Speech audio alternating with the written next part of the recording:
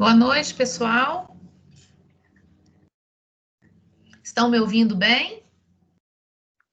Boa noite, professora. Estamos sim. Boa noite. Boa noite. Vamos dar início, então, à nossa aula, né? De Direito Civil, Negócio Jurídico, dando continuidade naquilo que a gente falou na aula passada, né? Vamos continuar aí no estudo do negócio jurídico. Olha só, a hora que eu estiver projetando alguma coisa, eu gostaria que um de vocês admitisse as pessoas que forem entrando no grupo, tá bom? Porque senão eu tenho que sair da tela de compartilhamento para poder entrar aqui para vocês, para admitir. Então, alguém que possa ir, vai admitindo o pessoal no grupo, por gentileza, tá? Bom, o que nós vimos na aula passada? Vamos relembrar a aula passada para a gente poder pegar nessa aula aqui, né?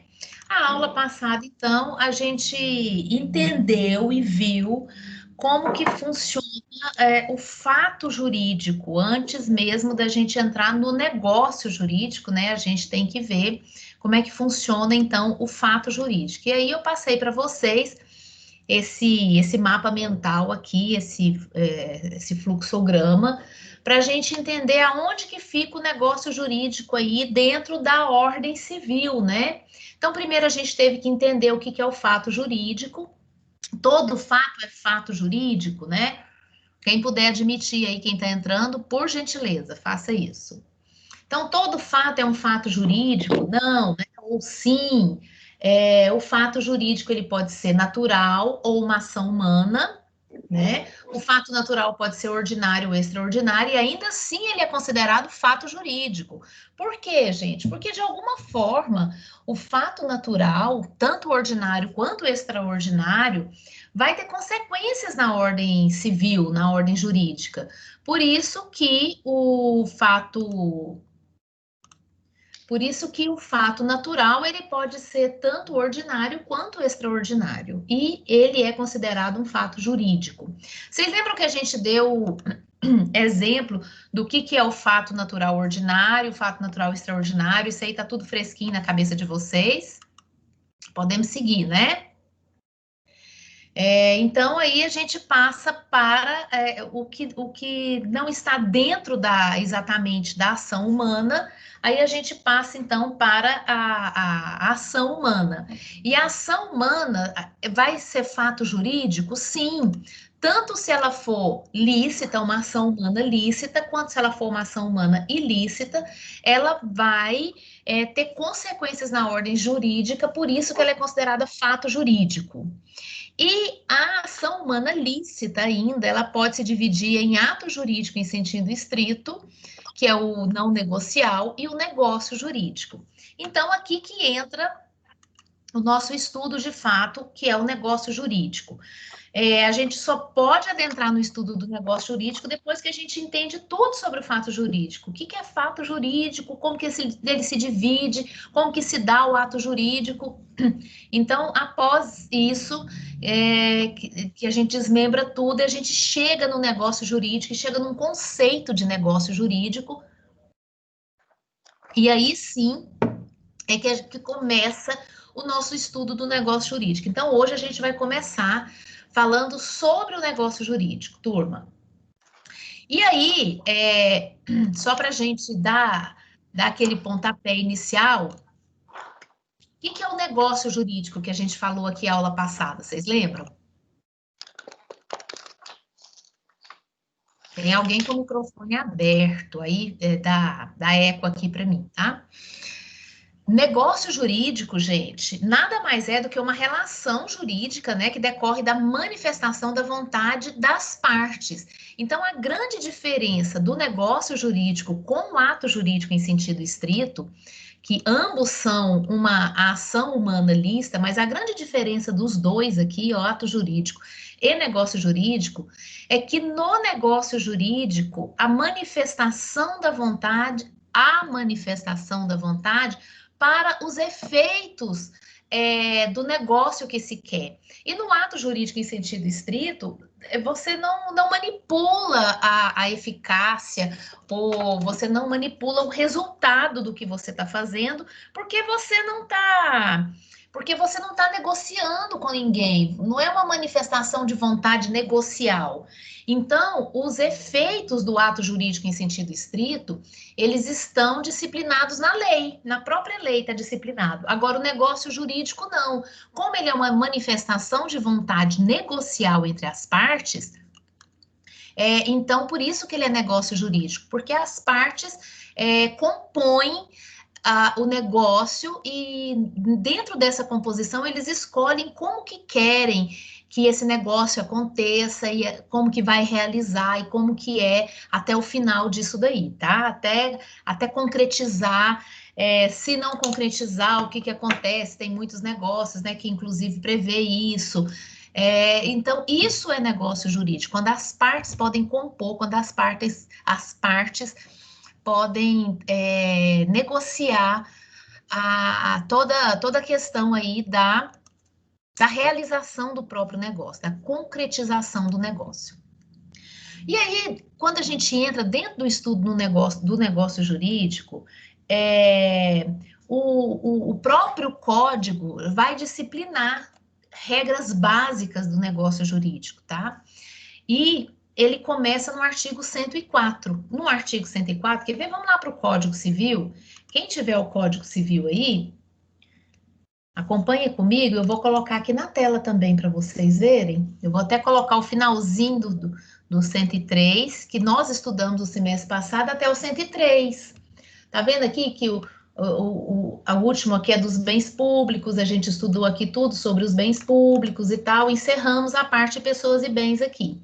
Aí ele começa o terceiro livro, né, que é dos fatos jurídicos, e vem falando especificamente do negócio jurídico, e aí o 104, ele já vai começando falando da validade do negócio jurídico. Mas, gente, até a gente chegar nesse ponto aqui da validade do negócio jurídico, é importante a gente percorrer um caminho até chegar na validade do negócio jurídico. A gente não vai chegar assim, direto, já vamos falar sobre a validade do negócio jurídico. Não. Primeiro, a gente tem que entender que o negócio jurídico, ele decorre de uma relação jurídica, tá? De um ato lícito, claro que a gente viu, assim, de maneira genérica, um ato lícito, lato sensu. Não consegui admitir a Fernanda. Alguém está admitindo aí, né? Que é um fato humano caracterizado pela vontade. Nós já entendemos isso, né? Do negócio jurídico e tal, que é uma relação jurídica, tá? E esse fato humano vai decorrer de uma relação jurídica, tarará. Bom, que tem a manifestação das vontades, entendemos isso. Agora, a gente tem que entender, gente, que o negócio jurídico, além da manifestação da vontade, que eu diria assim, que é o básico do negócio jurídico, é a manifestação da vontade, ele vai ter outros requisitos para que ele seja considerado ou para que ele tenha status de negócio jurídico, para que ele exista, seja válido e eficaz.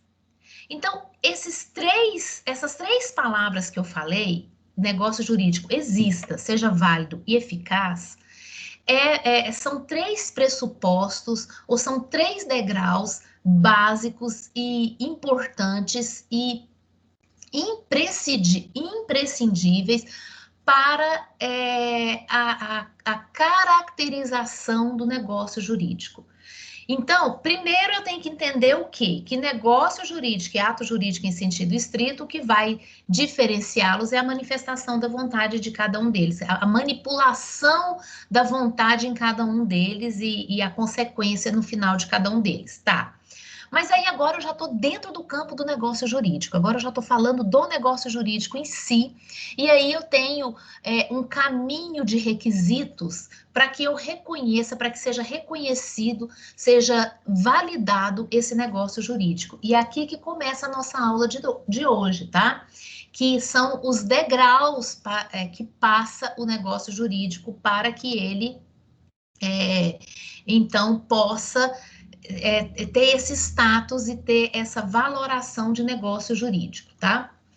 Aí, o que acontece, gente? Esses degraus que o negócio jurídico vai pisar para alcançar são degraus que fazem parte de uma escada criada por um jurista, filósofo, matemático, ele era advogado, ele era sociólogo, ele era magistrado e diplomata brasileiro chamado Pontes de Miranda, tá? Pontes de Miranda que visualizou a necessidade de se desenhar essa escada e de se nortear o negócio jurídico através desses degraus. Então, por isso que ela é chamada de escada pontiana, porque foi Pontes de Miranda que desenhou isso. E Pontes de Miranda fala assim, que existir, valer e ser eficaz são conceitos inconfundíveis que o fato jurídico pode e deve ter. Então, deixa eu colocar aqui para vocês o que ele fala sobre o negócio jurídico. Então, o negócio jurídico, dentro da escada pontiana, ele sobe três degraus, o da existência, o da validade e o da eficácia. Então, Pontes de Miranda fala que existir, valer e ser eficaz são conceitos que não se confundem. Apesar deles serem harmônicos e eles serem até dependentes entre si, mas não se pode confundir o conceito dessa construção desses degraus, tá?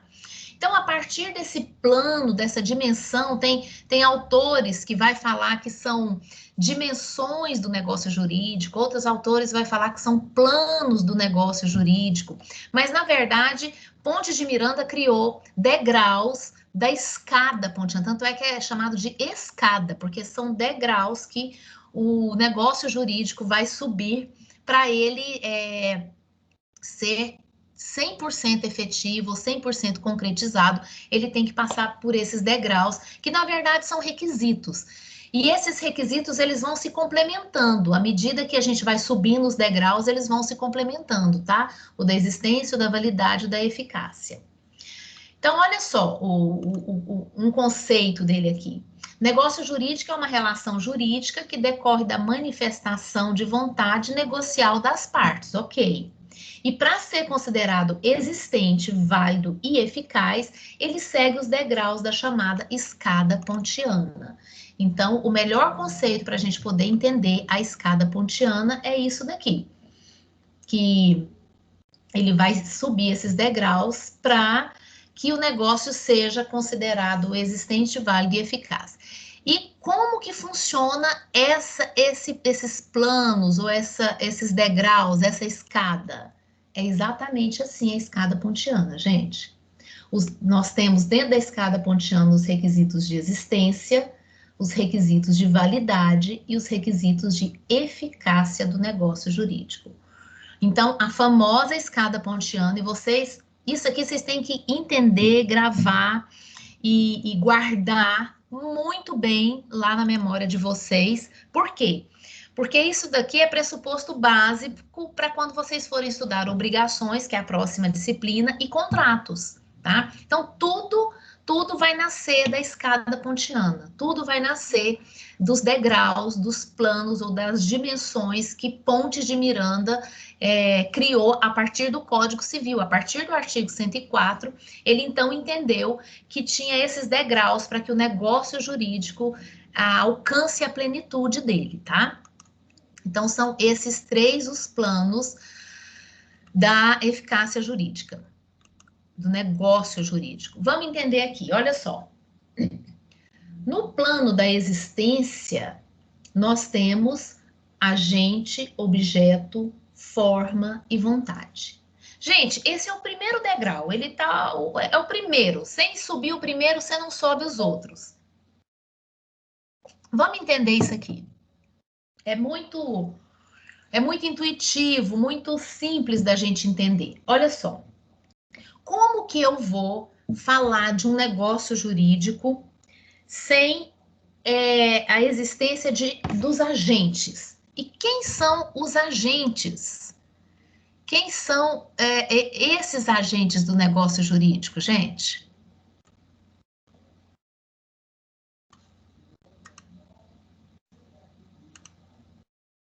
São as pessoas que compõem o negócio jurídico, né?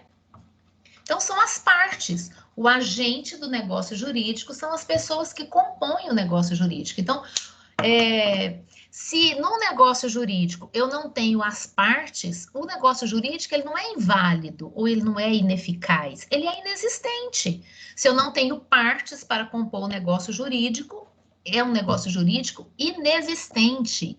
Entenderam a diferença? Entenderam como que a gente vai trabalhar essas escadas? Como que Pontes de Miranda pensou? Não adianta eu falar se o agente é capaz, se não tiver nem agente. É isso que Pontes de Miranda quis alertar os operadores do direito. Olha, antes da gente falar das qualidades dos requisitos de validade, a gente tem que se atentar se existe o substantivo dessa qualidade. Até tem outro doutrinador que fala que os requisitos de existência, ou o degrau de existência, o plano de existência, ele é o substantivo. E a validade, os requisitos de validade é o adjetivo com o substantivo. E se a gente for reparar, se a gente for entender, lembrar um pouquinho do português, olha só. Quando eu falo do requisito de existência, eu estou falando que o agente tem que ter agente. Na validade, o agente tem que ser capaz. Então, é a qualidade desse substantivo que é o agente.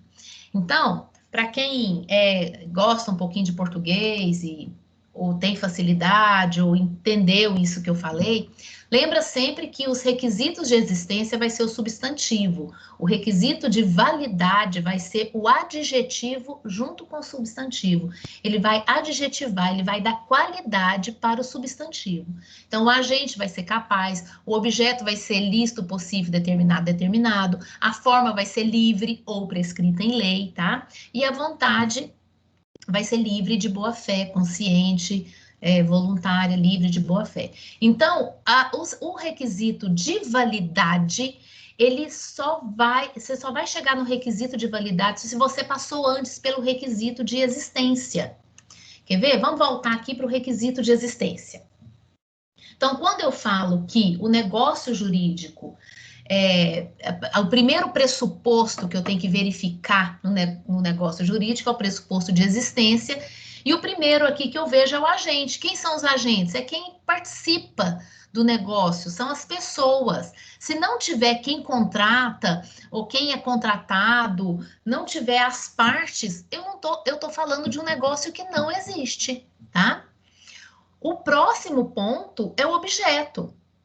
Como que eu vou fazer um negócio jurídico, gente, sem ter um objeto para o negócio jurídico? Não, eu vou fazer um negócio aqui com o Marco, vou fazer um negócio com ele. Ah, tá, vocês vão negociar o quê? Não, nós não temos ainda o que nós vamos negociar, não, mas nós vamos fazer um negócio. Gente, esse negócio é inexistente, ele não é inválido. Ele é inexistente porque não tem um objeto que vai fazer do negócio a prestação entre as partes, tá? O que vai vincular as partes é o objeto negocial. Se você não tem esse objeto negocial, então você não tem existência, não tem um dos requisitos de existência do negócio jurídico, tá? Outra coisa que tem que ser observado dentro do negócio jurídico é a forma, né? Qual que é a forma que vai ser feita esse negócio jurídico? Ah, vai ser verbal, vai ser escrito, vai ser através da internet, mas tem alguma forma. Tem que ter alguma forma. Então, como que você vai fazer esse negócio aí, que você está pretendendo fazer um negócio aí com o Marco e tal? Como que você vai... Não, ainda não tem a forma, não. Não tem jeito, gente. Entenderam como são pressupostos de existência que são a base do negócio jurídico? A primeira coisa que vem, se faltar um desses, o negócio jurídico ele não existe. Não é que ele não vai ser válido, ele nem existe. Por isso que é importante a gente passar pelo degrau da existência desse elemento essencial para que depois você entre nos elementos estruturais, tá? Então, a terceiro pressuposto aqui que a gente vê é a forma. Todo negócio jurídico tem que ter uma forma, tá? E o quarto pressuposto de existência aqui é a vontade. E isso a gente falou desde o começo sobre o negócio jurídico, né, pessoal? Desde o começo, desde a primeira aula até a gente chegar no negócio jurídico, o que diferencia negócio jurídico de qualquer outro ato, seja ele natural, ordinário, extraordinário, ato no sentido estrito, é a manifestação da vontade das partes. Então, tem que ter vontade. Até porque, grava isso que eu vou falar para vocês. O negócio jurídico, quando ele não tem manifestação da vontade, ele é inexistente. E lá na frente, nas nossas próximas aulas, a gente vai estudar sobre os defeitos do negócio jurídico. E um dos defeitos do negócio jurídico que a gente vai estudar é a coação. E quando há coação física para você constranger a pessoa a fazer o negócio, e a coação física geralmente se dá através de arma. Na coação física, a gente, inclusive, os doutrinadores, eles entendem que não é que esse negócio jurídico fica inválido, esse negócio jurídico fica inexistente, porque não há de se falar de manifestação de vontade para quem está sob coação física. Então, a pessoa está com uma arma na sua cabeça e fala assim, assina esse contrato. Tem manifestação de vontade da parte, gente? Jamais, absolutamente, ela não tem outra opção. Então, a manifestação de vontade na coação física, ela é inexistente. Por isso que o defeito do negócio jurídico, onde tem coação física, torna o negócio nulo, porque ele não existe. O negócio jurídico, ele nem passou pelo processo de validade, ele vai ser inexistente. Então, a falta de manifestação de vontade, ou a manifestação de vontade nula, ele vai causar um efeito no negócio jurídico, de negócio jurídico inexistente. Ele volta lá para o início, é como se nunca tivesse existido o negócio, certo?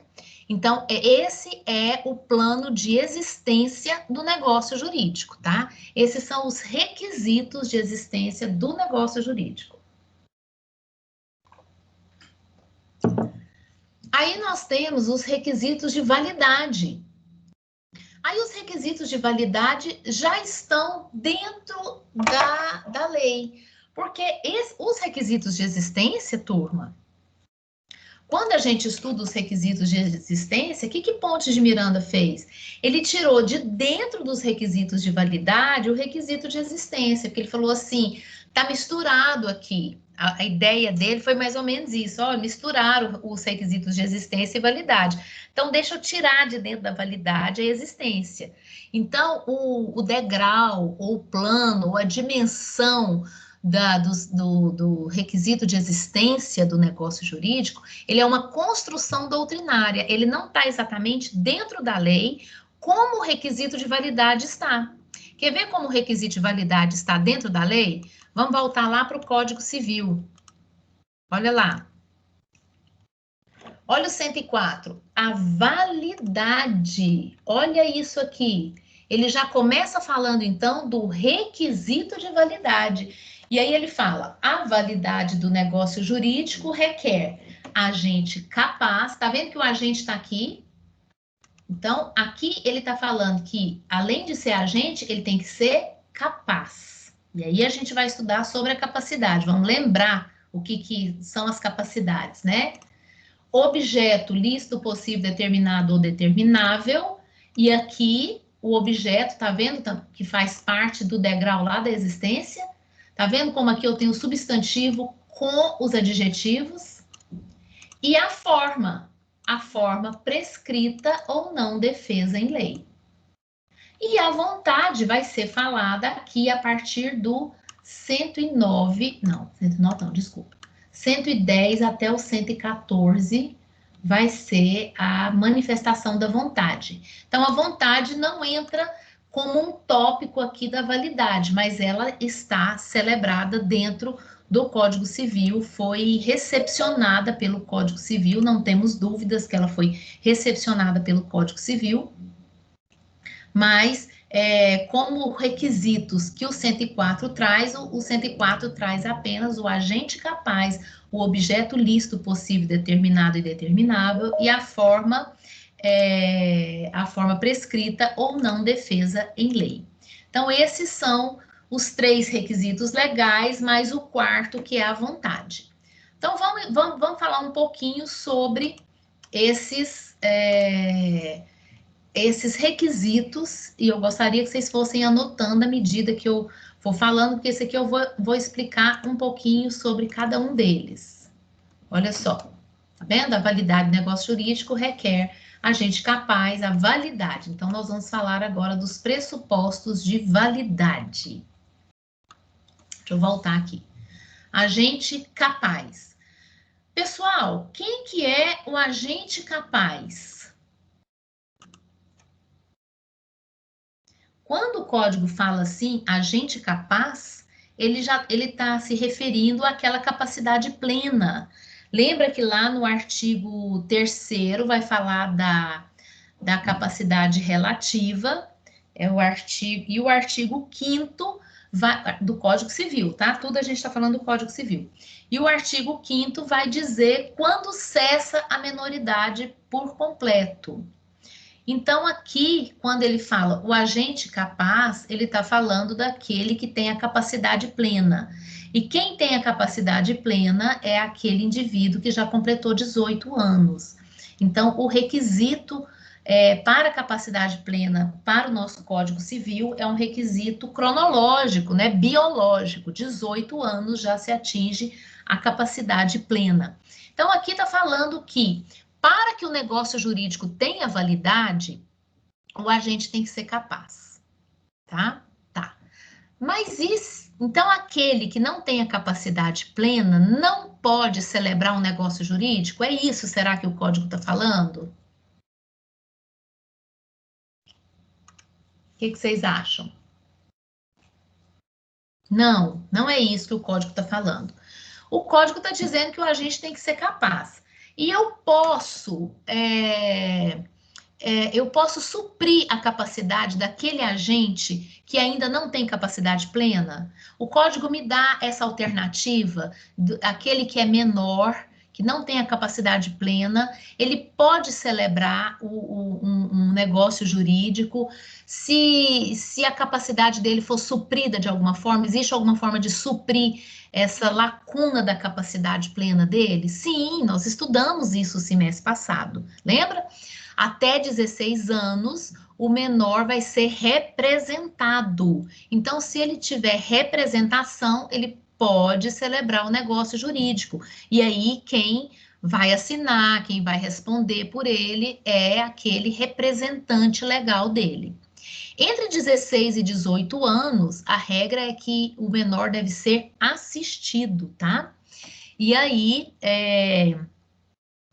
o menor pode celebrar o negócio jurídico desde que ele esteja assistido pelo seu representante legal também.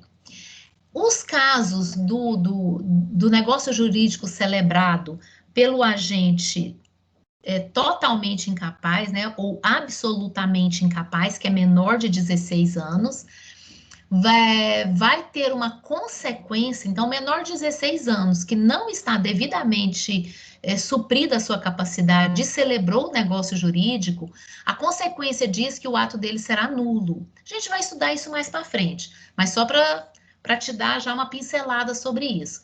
Então, menor de 16 anos que celebra um negócio jurídico sem estar com a sua capacidade suprida, o negócio vai ser nulo. Agora, entre 16 e 18, quando ele já é relativamente incapaz e não tiver assistido conforme diz a lei, o negócio é anulável, ou seja, pode ser convalescido, ele pode ser convalescido, ele pode ter confirmação do seu representante legal, tá? Então, o que que acontece? Uma vez uma pessoa falou assim: ai, professor, eu acho que não é isso, não, sabe? Porque o menino lá perto de casa, que ele tinha uma moto, e ele tinha 15 anos e vendeu a moto e deu tudo certo. Não, gente, não é que dá errado. Dá errado se você for na justiça reclamar, né? Agora, se as partes estão tudo caladas, o juiz não vai sair lá da sala dele e falar: ó, esse negócio aqui não pode acontecer. Não é assim que funciona. Aqui a gente está aprendendo os dispositivos legais principalmente para uma demanda judicial. E a gente aprende o que é certo e o que é errado. O que é certo é o menor de 16 anos, ele não pode celebrar negócio jurídico se ele não tiver devidamente acompanhado, representado, como fala o Código Civil, tá? Agora, se a pessoa que comprou não sabia, aceitou e não quer desfazer do negócio, está tudo certo, a realidade é essa, né? Assim, ninguém vai reclamar isso, tá bom? Então, isso aqui é para vocês aprenderem como que é o correto diante da lei. E entre 16 e 18... Professora. Sim. Quem é o Marco? Isso. No caso de um menor, ele qual menor? Faz uma compra... Menor de que idade? No caso, ele tem 16 anos, né? Até menos de 18 anos. Ele faz uma compra... Mas espera aí, Marco. É diferente o menor entre 16 e 18 e o menor de 16. Por isso que eu preciso saber disso antes de você elaborar a sua pergunta. O menor de 16 representado, então, no caso. Certo. Se eu faço para ele uma venda, ele não me paga, eu negativo ele. Então, ele pode recorrer junto à justiça pedindo? Pode? Pode. Ele pode requerer a nulidade do negócio, porque ele era menor de 16 e não estava representado, e o código fala que menor de 16 anos, o negócio jurídico será nulo, ou seja, como se nunca tivesse existido, tá? Okay. Por isso, você tem que atentar. Principalmente quem faz negociação, quem trabalha com negociação, atente-se à idade de quem você está negociando, porque se ninguém reclamar, não dá problema, mas juridicamente ou judicialmente isso pode ser levantado e aí o menor de 16, o contrato vai ser nulo, tá? O negócio será nulo. Agora, entre 16 e 18, se o assistente dele, se a pessoa que acompanha ele confirmar o negócio, aí é válido, tá? Agora, o menor de 16, nem se confirmar, não pode ser válido, porque o código falou que não pode, certo? Ok, então, obrigado. De nada. Então, sobre a capacidade do agente, né? Pegamos aí uma lembrança rápida sobre as capacidades, o absolutamente incapaz e o relativamente incapaz.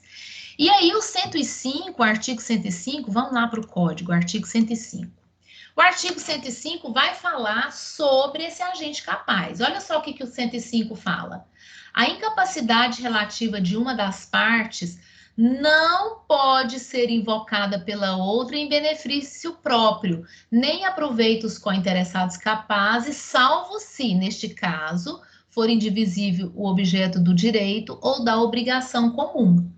Então, o que está falando aqui o código? O que é importante vocês entenderem aqui nesse momento sobre o artigo 105, gente? É que eu não posso, a pessoa que está negociando, ela não pode invocar a incapacidade só para ela se dar bem. Deu errado o meu negócio, eu já sabia que ele era incapaz, e deu errado o negócio, então eu vou na justiça e vou falar que eu quero que anula o negócio, porque deu errado. Tá, mas aí o que acontece? É o que o código está falando. Você não pode invocar para benefício seu. Então, o juiz vai verificar a situação toda para fazer, para emitir uma valoração aí, um juízo de valor sobre a questão. Mas a regra geral é que você não pode invocar isso, alegar que a parte é incapaz, só para ficar bom para você o negócio jurídico. É isso que o código está falando. Isso chama má-fé, tá bom? E a regra do nosso código é de boa fé, por isso que ele não pode aceitar isso, ainda que seja sobre a capacidade. O outro ponto aqui, o outro requisito de validade aqui, então a gente falou sobre o agente ser capaz, né? Opa! A gente falou sobre o agente ser capaz. Tá difícil, hein? O próximo é o objeto lícito, possível, determinado e determinável. Como que tem que ser o objeto do negócio jurídico, o objeto para atender esse requisito da validade? Gente, ele tem que ter essas 3 características. Na verdade, aqui são 3 características: lícito, possível e determinado. Se ele não for determinado, pelo menos determinável. Esses 2 aqui andam juntos, tá? Ou determinado ou determinável. Mas o objeto tem que ter essas 3 características. Ele tem que ser lícito, ele tem que ser possível e ele tem que ser determinado. Então, vamos entender aqui sobre essas 3 questões do objeto aqui. Esses 3 requisitos que devem compor o objeto do requisito de validade.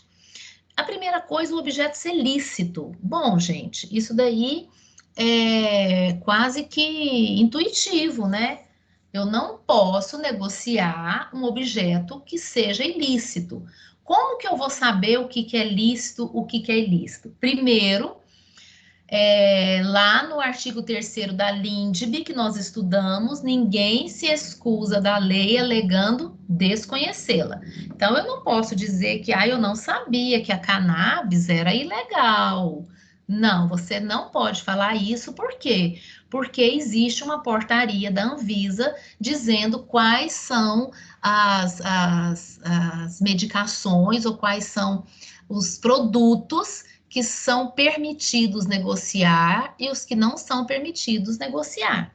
Então, você não pode simplesmente alegar, eu não conheço essa portaria, jamais, né? Porque a gente não pode alegar desconhecimento da lei, a gente não pode alegar que não cumpriu a lei, porque a gente desconhece a lei. Então, o objeto tem que ter licitude, tem que haver uma licitude no objeto, tá? A primeira característica do objeto na relação jurídica, tem que ser um objeto lícito. Então, eu estou vendendo um carro roubado. Eu não sabia. Você tem obrigação de saber quando você está dispondo ou está negociando uma mercadoria. Você tem que saber se aquela mercadoria está lícita ou não, tá? Não vem com essa conversa de que eu não sabia, porque não dá para acreditar nisso. Não existe essa possibilidade de crença, que você não sabe a licitude do objeto que você está negociando, porque faz parte do requisito legal, no requisito de validade, a licitude do objeto. O segundo ponto importante aqui sobre o objeto é a possibilidade do objeto. Gente, assim, parece óbvio, mas o Código Civil fala das obviedades mesmo, fala do que é óbvio, né? Como assim que eu vou vender? Como que eu vou negociar um objeto que não seja possível? Vou dar um exemplo para vocês. Se você estiver negociando um lote na Lua, é possível esse objeto? Existe possibilidade jurídica desse objeto? Ou possibilidade física, mesmo que seja física? Porque eu ainda estou falando, porque ainda podem existir possibilidade física e jurídica do objeto. Então, existe possibilidade física desse objeto? Não existe. Professor, Sim, Marco. A NASA patenteou hoje a linha para a Lua, a linha mais curta para a Lua. Olha só, já pensou? Já se pode vender o lote lá, hein? Não. Não? Pode. Porque ele está registrado onde? Você pode vender a viagem. A viagem para a Lua você pode, porque de acordo com o que você está me falando aí, está patenteado, então, e tem um registro disso. Mas o lote está registrado onde? Qual é a metragem? Como que faz essas medições? Como que faz a averiguação disso? Tá vendo? É um objeto que não é possível, gente. Então, deve de haver a possibilidade do objeto. Ou a pessoa que está vendendo um rio. Ah, estou vendendo o rio. Não existe possibilidade jurídica desse objeto. Por quê? Porque rio é bem público. Bem público a gente não vende, tá? Então, o objeto tem que ter possibilidade, tanto do aspecto jurídico quanto do aspecto físico. Então, o objeto tem que ser lícito, entendemos a licitude, e ele tem que ser possível. Vocês entenderam a possibilidade também? Acredito que sim. E, por fim, o objeto tem que ser determinado. Se ele não for determinado, ele tem que ser pelo menos determinável. Vamos entender isso. O que é um objeto determinado? Determinado é aquele objeto que a gente consegue caracterizá-lo, a gente consegue expressar, ou a gente consegue limitar ou delimitar as características desse objeto. Isso é um objeto determinado. Então, por exemplo, estou vendendo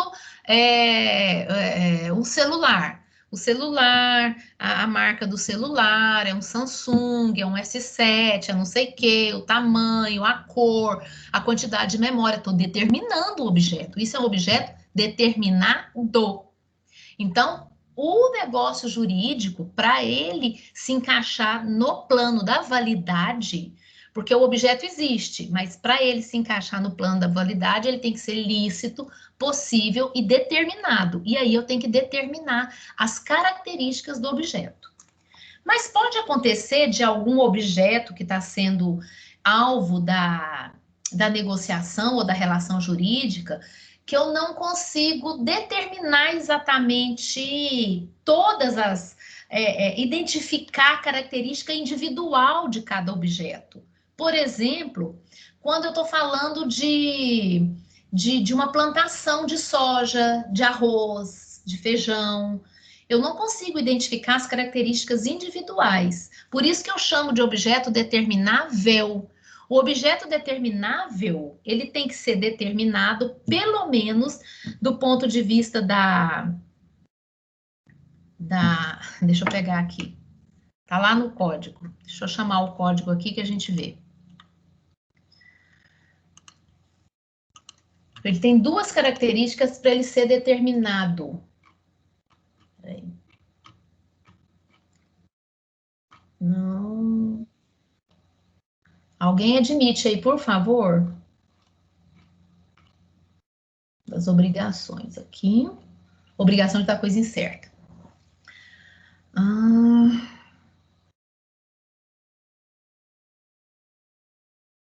Não. Peraí. Aqui.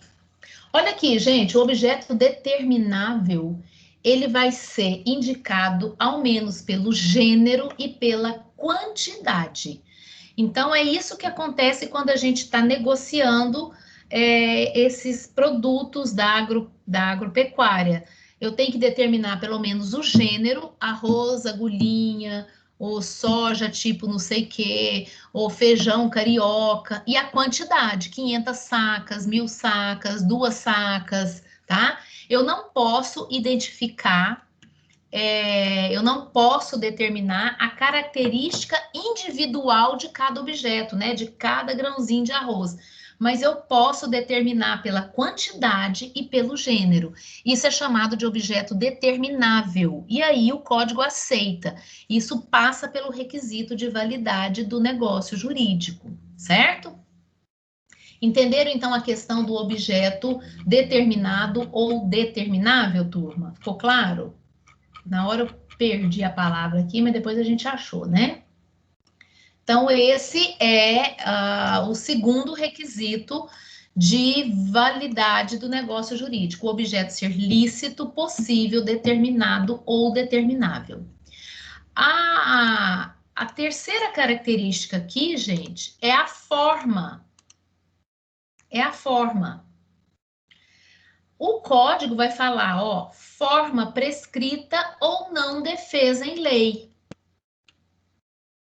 O que é isso, gente? Aqui, ó, a forma vai ser prescrita ou não defesa em lei. Antes da gente passar para a forma, eu quero ler o artigo 106, que vai falar sobre o objeto. Peraí. Vamos colocar ele aqui. Olha só. O 106 vai falar sobre o objeto.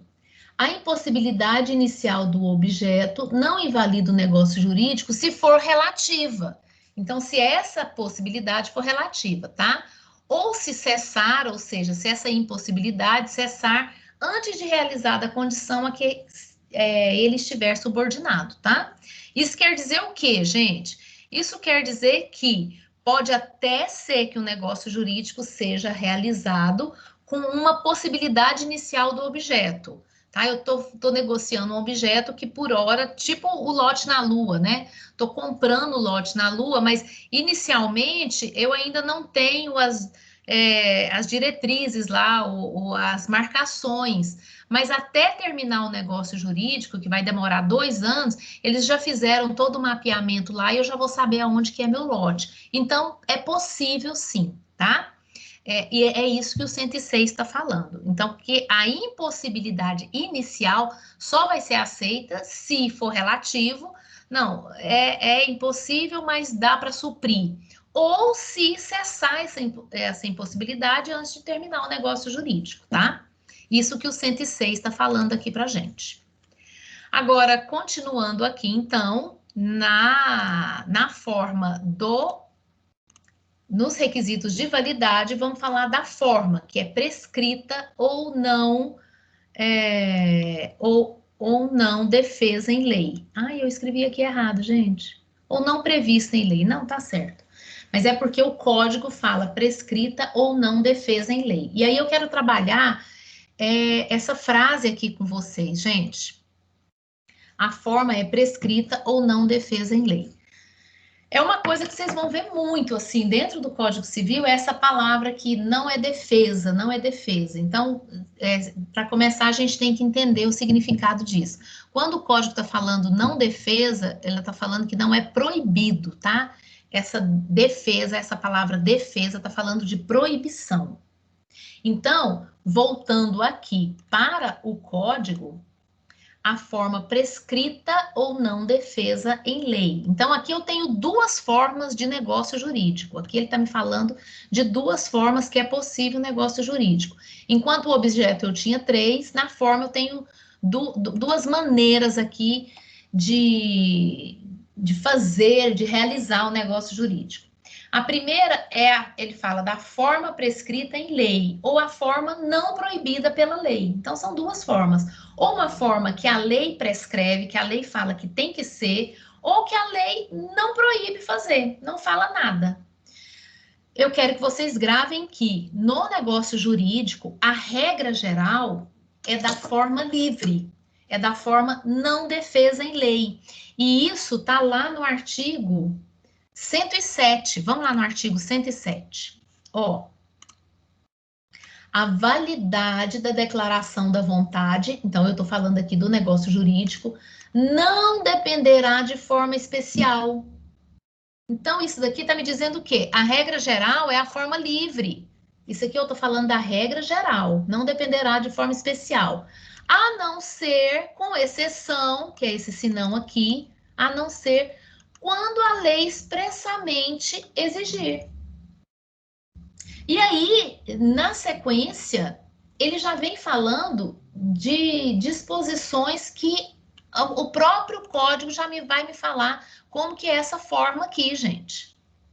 Olha o 108 e fala assim, não dispondo a lei em contrário, ou seja, a não ser que tenha uma lei específica sobre isso, que ainda não tem, a escritura pública é essencial à validade dos negócios jurídicos que visem a constituição, transferência, modificação, renúncia de direitos reais sobre imóveis de valor superior a 30 vezes o maior salário mínimo vigente do país. O que quer dizer isso aqui, turma? Isso aqui quer dizer nada mais do que, se você comprou um imóvel e ele é mais de 30 mil reais atualmente, é indispensável a escritura pública. Isso, o código está me prescrevendo uma forma de negócio jurídico. Nada mais é do que isso, tá? Então, aquela forma prescrita em lei que está lá no 104, ele vem aqui no 108 e fala assim, olha, a escritura pública é essencial na validade. Quer ver? Olha só isso aqui. Ele já dá todas as deixas aqui. A escritura pública é essencial à validade do negócio jurídico, tá? Que visem constituição, ou seja, se você está comprando, ou se você está transferindo, ou se você está fazendo uma modificação que seja um parcelamento do solo, alguma coisa assim, ou se você está renunciando àquele imóvel, tem que fazer através da escritura pública. Isso aqui é a forma solene, isso aqui é a forma exigida pela lei. E ele ainda dá outro requisito aqui, ele ainda me dá uma outra orientação, imóveis de valor superior a 30 vezes salário mínimo é obrigatório. Isso quer dizer que um imóvel que custa 10 mil, eu não posso fazer? Não, você pode fazer, só não é exigido pela lei. A lei fala que menor que 30 salários mínimos é forma livre. Mas eu quero fazer para me resguardar. Ótimo, então faça, tá? Mas então, esse é um exemplo da forma prescrita em lei, da forma em que a lei exige uma forma especial do negócio jurídico. Deixa eu ver se tem uma outra forma aqui que ele vai falar. O 108 também, e eu acho que o 109. Quer ver? Vamos lá. Vamos lá para o 108 e 109. Olha o 108 e 109. 108. Não dispondo a lei em contrário, a escritura pública é essencial... Ah, não, nós já lemos esse. 109, gente, desculpa aí. Tô doida. 109. No negócio jurídico celebrado com a cláusula de não valer sem instrumento público, este é da substância do ato. O que é isso, gente? Isso é assim, ó. Geralmente, quando você faz uma compra e venda de imóveis, você faz um instrumento público de compra e venda antes de você passar a escritura, tá?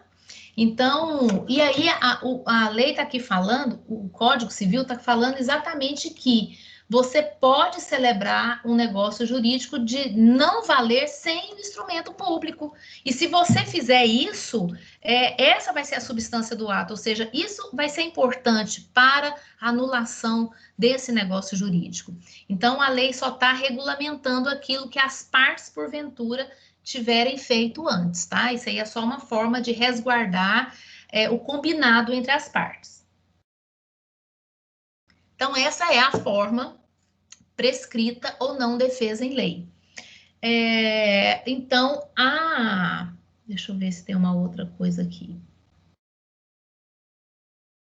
Não, é isso mesmo. Grave, então, que a forma, a regra da forma do negócio jurídico é livre. A regra é ele ser livre, tá? Mas quando a lei disser que aquele negócio jurídico tem uma forma específica, tem que atender à forma específica sob pena desse negócio jurídico ser nulo, sob pena dele não existir, tá? Por exemplo, o casamento é um negócio jurídico, gente. Então, quem pretende casar, tem que casar de acordo com a forma que o código disser que tem que ser feito. Agora, quem está só juntando, aí tem outro status, não tem status de casamento. Quem está só vivendo junto, tem status de união estável, não tem status de casamento. Então, também, alguns requisitos que tem no casamento não vai ser aplicados para a união estável. Por quê? Porque existe uma forma solene para um, enquanto não existe forma nenhuma para o outro, tá? Então, essa é a diferença também.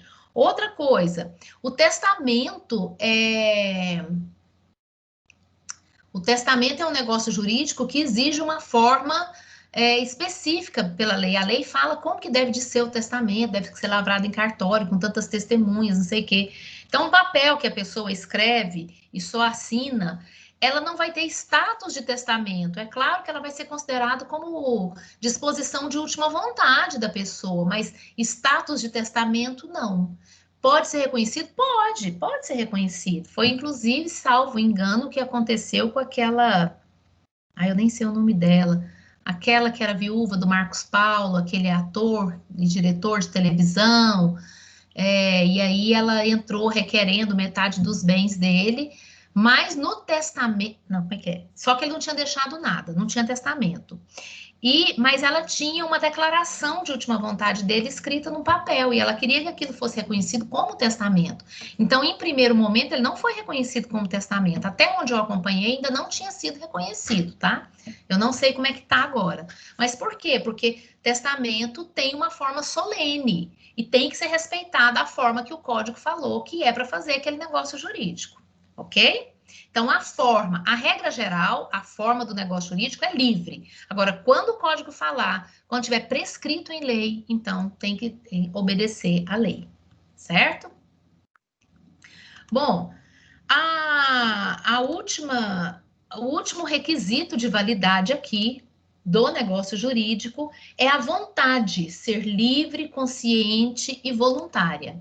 E aí a gente chama de liberalidade, gente. A vontade é a liberalidade, ou a manifestação de vontade, tá? E aqui a gente tem que entender algumas coisas sobre a vontade, ou sobre essa liberalidade. Primeiro é que o que vale para o negócio jurídico é a vontade exteriorizada, tá? Então, é quando você exterioriza a vontade. Não exatamente falado, mas se eu faço assim, eu já estou exteriorizando a vontade. Por que a vontade não pode ser restringida só à fala? Porque senão o mudo não poderia exteriorizar a vontade, né, gente? Então, não é só a questão de você falar. Qualquer gestos que você fizer, você já está exteriorizando a vontade, seja pelo sim, seja pelo não, tá?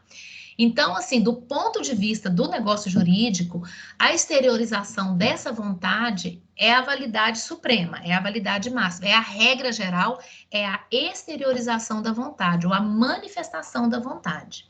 Agora, essa manifestação da vontade, gente, ela pode se dar de 3 maneiras. A manifestação da vontade, ela pode ser expressa, que é essa que eu falei para você, que é uma manifestação de vontade clara, seja por meio de palavras, seja por meio de sinais e gestos, não necessariamente escrita, mas ela não deixa dúvida, tá? Então, a manifestação de vontade expressa é aquela que a pessoa manifesta de forma clara a sua vontade. Não deixa dúvida, a pessoa faz assim, ou faz ok, ou não deixa dúvida a manifestação da vontade. Essa é a manifestação de vontade expressa. Mas nós temos também a manifestação de vontade tácita. Qual que é a manifestação de vontade tácita? A manifestação de vontade tácita é aquela que do comportamento da pessoa se deduz a vontade dela. E isso tem casos específicos para a gente considerar a manifestação de vontade tácita, tá, gente? Por exemplo, o taxista no ponto de táxi, o taxista, o que trabalha no táxi, dentro do táxi, no ponto de táxi. Do comportamento dele, deduz que ele está disponível para aquele negócio jurídico, para aquela corrida. Então, essa é uma manifestação de vontade tácita, certo? Então, esse é o exemplo típico da manifestação de vontade tácita. E ainda tem a manifestação de vontade presumida, que também é pontual, é para pontos específicos aqui do código. E essa manifestação de vontade presumida é aquela que vai decorrer da lei. É quando a lei disser que está presumido a manifestação de vontade, então está. Por exemplo, gente, no financiamento, quando o credor paga a última parcela do financiamento, presume-se que houve quitação da dívida, tá? Salvo se for comprovado o contrário. Mas a presunção é que a dívida está quitada. Então, essa manifestação de vontade do financiador de que está quitada a dívida. Essa é uma manifestação de vontade presumida, tá? Agora, existem duas formas de manifestação de vontade que o código falou delas, quero até colocar aqui para vocês. E que o código falou delas quando existe reserva mental ou quando tem silêncio. Já ouviu aquele negócio assim, quem cala consente? O código fala que sim, mais ou menos, quem cala consente no negócio jurídico. Então, vamos ver o que o código fala primeiro sobre a reserva mental. E eu vou explicar para vocês o que é reserva mental. Deixa eu colocar aqui o código. 110, turma. Aqui no 110. A manifestação de vontade subsiste ainda que seu autor haja feito a reserva mental de não querer o que manifestou, salvo se dela o destinatário tinha conhecimento. Vamos ver isso aqui. O que quer dizer isso? Deixa eu voltar aqui para vocês. Olha só o que o código está falando, turma. O código está falando assim, que a manifestação de vontade, então aquela manifestação expressa ou tácita, essa que vai subsistir, essa que vai valer, essa que é a regra geral. Então, o que a pessoa manifestou, o que a pessoa falou, o que ela gesticulou, isso é que subsiste, isso é que vale.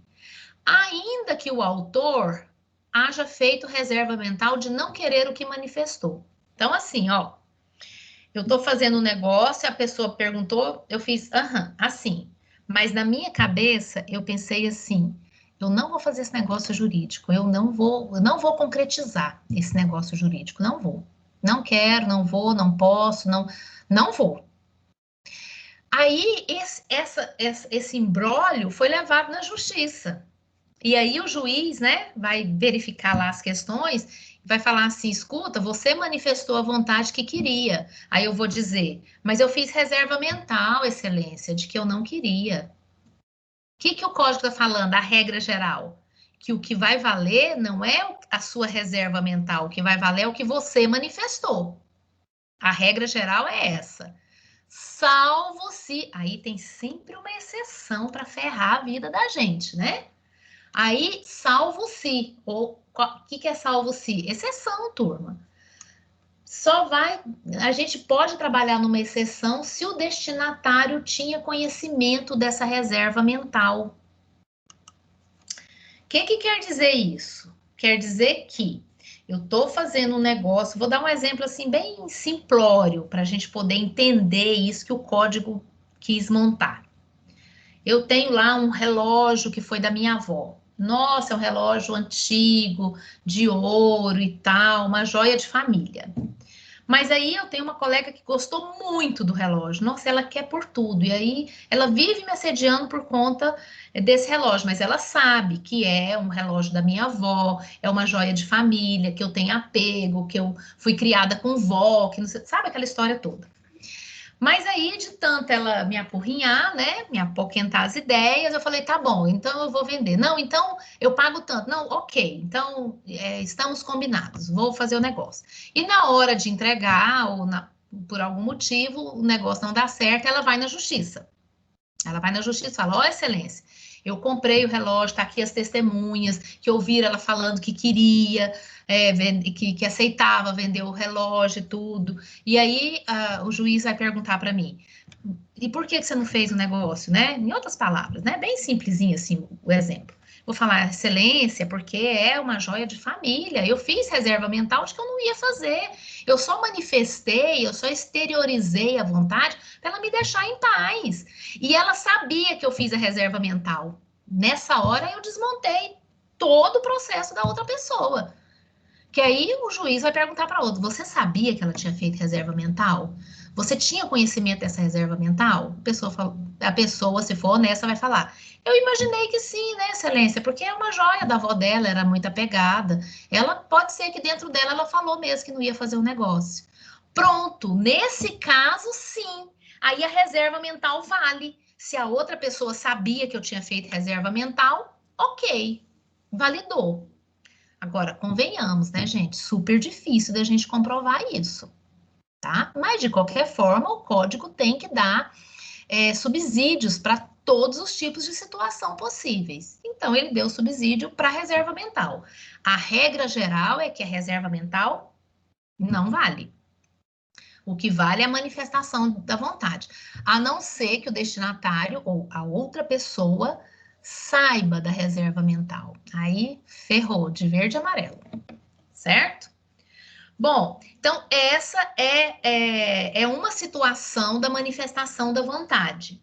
A outra situação é a do silêncio, tá? É o do quem cala consente. Então, o artigo 111 fala assim: o silêncio importa anuência. Olha só, ele começa dizendo assim: o silêncio importa anuência. Ou seja, o silêncio vai ser válido. O silêncio é eu dizer que eu estou de acordo. O silêncio é dizer que eu concordei com esse negócio jurídico. Aí ele vem e coloca condições para que esse silêncio seja válido. Quando a circunstância ou os usos autorizarem e, tá vendo que aqui é um e o outro. Tem que ser esse mais esse. Não for necessária a declaração de vontade expressa. Então, vamos entender isso aqui, turma. O silêncio vai valer como manifestação da vontade? Sim e não. Ele só vai valer, o silêncio importa anuência, o silêncio vai importar na concordância, ele vai validar a concordância quando, para aquele negócio jurídico, as circunstâncias ou os usos cultural do lugar autorizar a fazer aquele tipo de negócio. E ainda, se não for necessária a declaração expressa da vontade. Então, vamos pegar aqui um exemplo bem simples, tipo o casamento. O casamento, eu posso ficar calado quando o juiz de paz lá perguntar, você aceita fulano de tal, como casado e tudo? O silêncio vai importar a anuência? Jamais! Por quê? Porque é necessária a declaração expressa para esse tipo de negócio jurídico, tá? Então, você não pode nem fazer assim. Não, é vontade expressa mesmo, a não ser que você, sei lá, né, não tenha condição mesmo. Mas a vontade expressa é necessária. E às vezes tem algum tipo de negócio, sei lá, você vai em regiões diversas, né, do nosso país, porque aqui é muito grande, tem tipo de negócio que você não faz verbalmente, você tem que fazer, só vale para eles se for escrito. Então, o silêncio não vai importar na anuência, o silêncio não vai ser a concordância do negócio jurídico quando os usos daquele lugar não permitir isso. E ainda não foi necessária a declaração expressa, ou for necessária a declaração expressa. Entenderam a questão do silêncio? Então, essa manifestação de vontade, o código falou das duas possibilidades de manifestação de vontade que pode acontecer fora daquilo que é regrado, mas tem as opções e as características específicas, tanto da reserva mental quanto do silêncio, tá? E por fim, ainda sobre a liberalidade ou sobre as vontades, né, sobre a manifestação da vontade, nós temos aqui o artigo 112, 113 e 114. Vamos lá para esses artigos, turma.